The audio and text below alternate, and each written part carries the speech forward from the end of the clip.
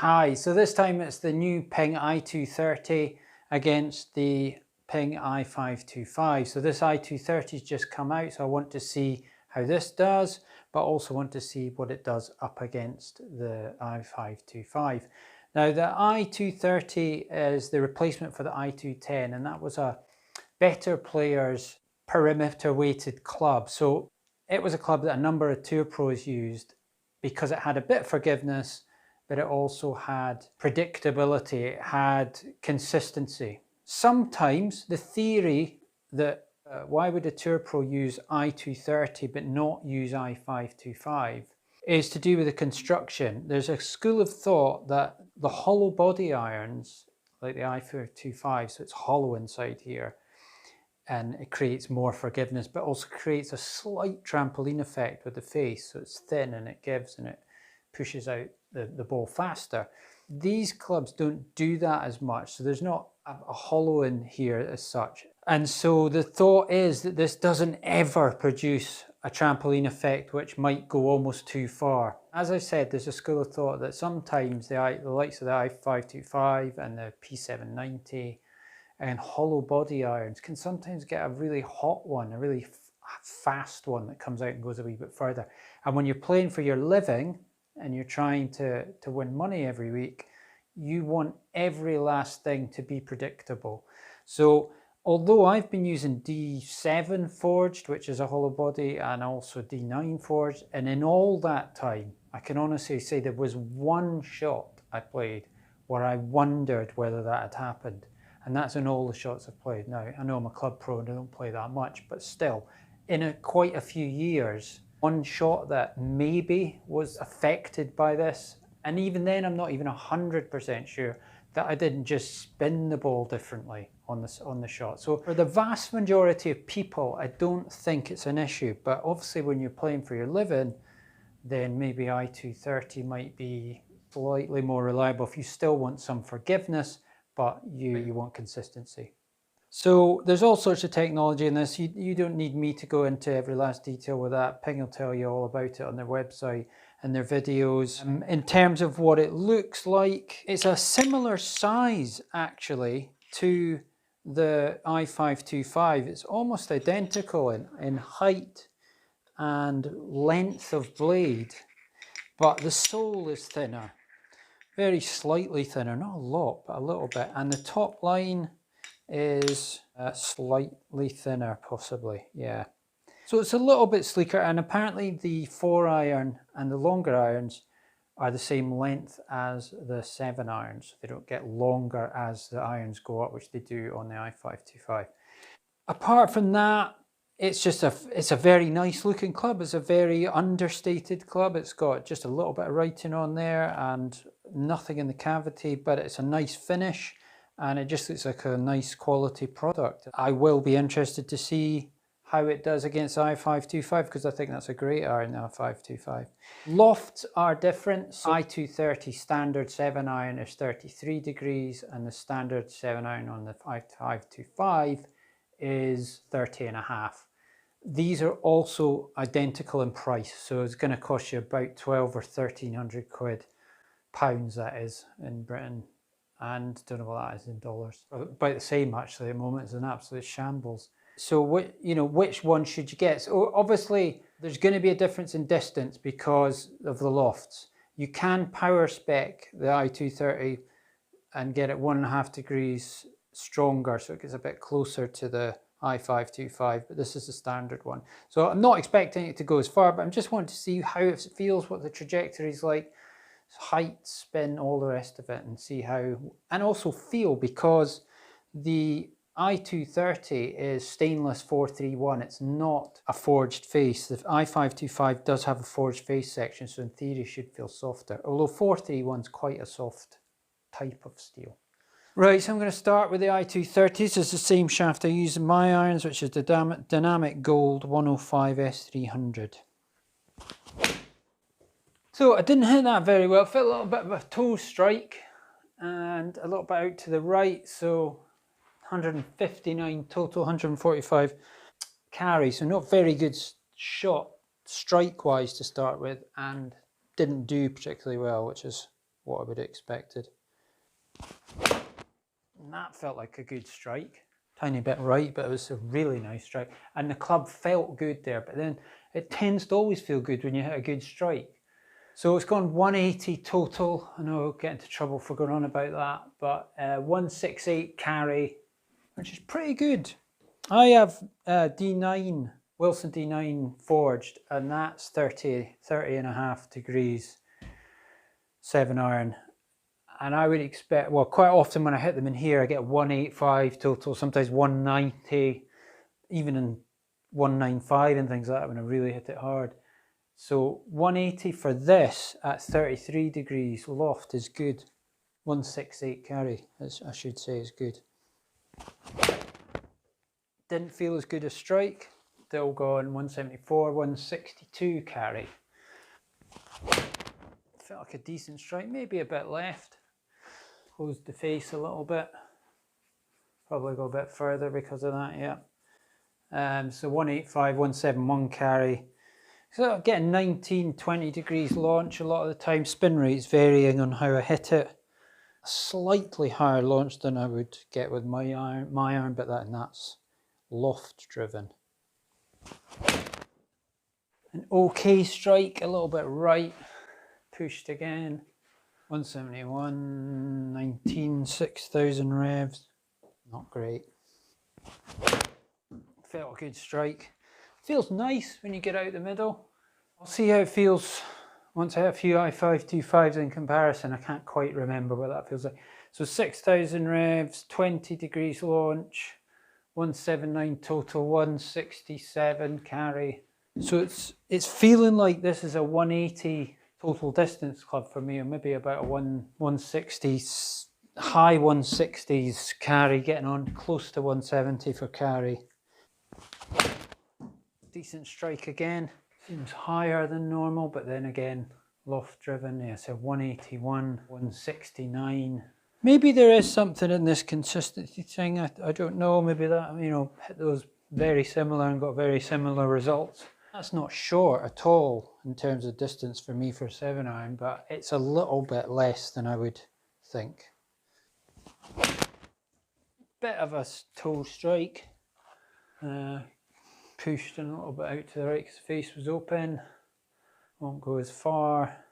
Higher spin, 168, total 150, 58 carry. So dropped off quite a lot there. Maybe, you know, it hasn't got as much forgiveness as an i525 or something similar, and it's never going to help you quite as much. That's why it's designed for slightly better players, probably better players than me. I think I could use this. I do like the look of it. Decent strike, I think. A little bit right again. Pushed a bit, yeah. So 22 launch, high, very high. Lots of loft on that one. That was a good one, I think. 183 total, 171. Spin up at 5,990. I often say I couldn't go back to a lower loft, a higher lofted club. Better players iron that maybe I like the look of because they go a club less than my current irons, and it's just too hard to take. Just mentally can't take it that you have to go get an extra club every time. It feels like a backward step. This is close to being borderline not a big enough step back that I could almost justify it. That it's, you know, if I like that enough in terms of looks and feel, the distance coming off it isn't, I'm not losing enough to really, I might not be a club less. It might be sort of half a club less. That was thin. I don't feel like I need to hit many more of these. I'm getting a nice, apart from the head falling off. Decent strike again, I think. Probably a wee bit right on me. Yeah. I just got the blade open, so the spin went up to 6,380. 20 degrees launch, 175, total 164. So it's, for not a perfect hit, it was decent. Right, one more onto the i525 after this. A little bit right again, high, 6,493. So, you know, when I don't get it properly, I'm noticing a bit of a a drop off. That's 10 yards drop off there. It's a bad swing. I've hit it out to the right. A wee bit straighter, hopefully, that one, yeah. That's more like I would like to hit it, just a slight draw. And then it's getting up to the 179, 180 mark roughly, and then 5,560 spin. So the spins come down a bit when I don't leave the blade open and too much loft on it. 167, carrying 179 total. So good, yeah, I mean, feels good, looks good, and let's just hit the i525 and see what the difference is. i525, exactly the same shaft that I just had in the other one. First appearance is not a lot of difference actually. I know I said the top line looked thinner on the i230, but when you put it down, if somebody had switched it out, I'm not sure I would have noticed actually. Not a perfect strike. A little bit right in the blade open, one of those ones. And there you go. Because of the less loft, that blade open one and slightly right has gone 183. So it's gone as far as a good one would have gone with the i230, 170 carry. Can't tell on feel yet, because that wasn't a good enough strike. That was a good strike. And to tell you the truth, didn't really notice that it was that much softer. But there, spins come down to 5,000, 188 total, 175 carry. So it's getting on for 10 yards further carry. Not a good strike. Interesting to see how that one does, bit toey. Again, amazing on-off centre strike. Some of these irons really are good when you don't hit them, and that is why I need them, because they don't play enough, plus lack of ability means that I have to have something that helps me. I mean, in an ideal world I'd use a blade because I think they look the nicest, but unfortunately lack of play, lack of ability causes you to have to hedge your bets, and these sort of clubs, for me, I can't look past them. Off the bottom of the club, oh, not nice, might edit that out. Still went 180, not well hit at all. Not as good a strike. Yeah, I'm really not noticing much of a difference in feel. You know, unless you flush it, it doesn't feel that great. It feels all right. I'm talking about any club, you don't hit out of the middle, you know you haven't hit out of the middle, and it's not that nice a feel. But when you get a club out of the middle, even if it's a brick hard, high handicappers club, it still feels pretty decent. You know, it's a soft golf ball compressing on a bit of metal. It's not like it's going to be a jarring, horrible feel when you get out of the middle, but this feels good when you hit out of the middle. Not that I have done that very often, but 173, 186 total. So again, stronger than the i230. Let's see if I can flush one. Still a bit slappy sounding. It's coming back a bit. It's an alright shot, I'm going to take it, but oh, look at that. So that went out a wee bit lower spin, 4.9, 19-degree launch, 179 carry, 193 total. That felt like a good one. It's a bit higher. Jeez, look at the distance. 183 carry, so it's carried to where the i230 was stopping, past it actually by 3 yards mainly. 197 total. Yeah, they are pretty amazing, these, when you consider what they look like, which is basically a blade, a longish blade. The forgiveness that you get on bad strikes, still really good. And then the potential to hit it further than you've ever hit it before. You know, if you haven't used something like this in the past.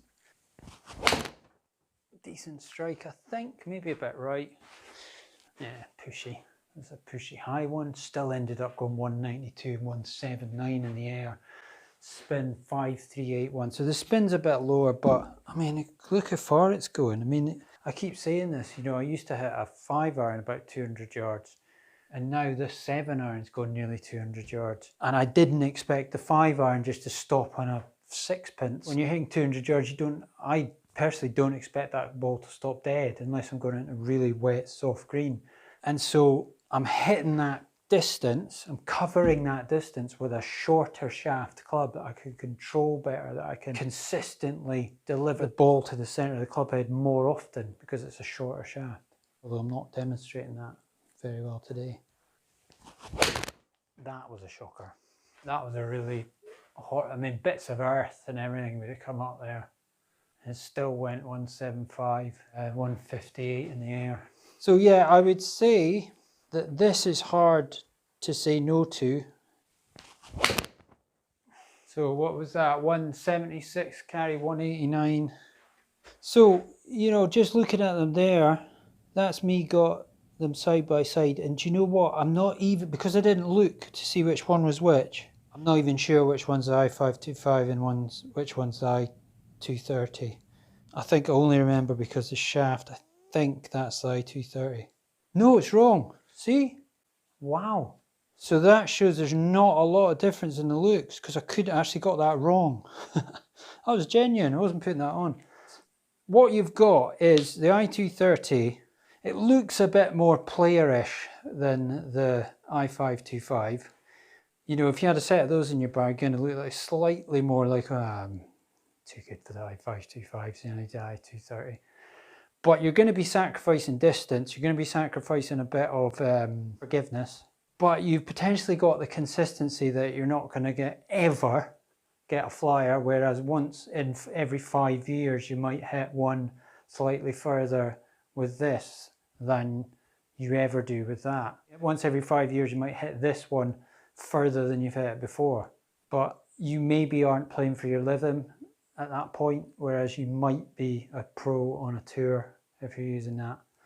I like the i230, really like it and wouldn't argue with anybody getting it, but if you're swithering, for me it's an i525 all day long because it just does everything a little bit better. It goes further more easily and it forgives you on your bad shots a bit more. So I hope that helped.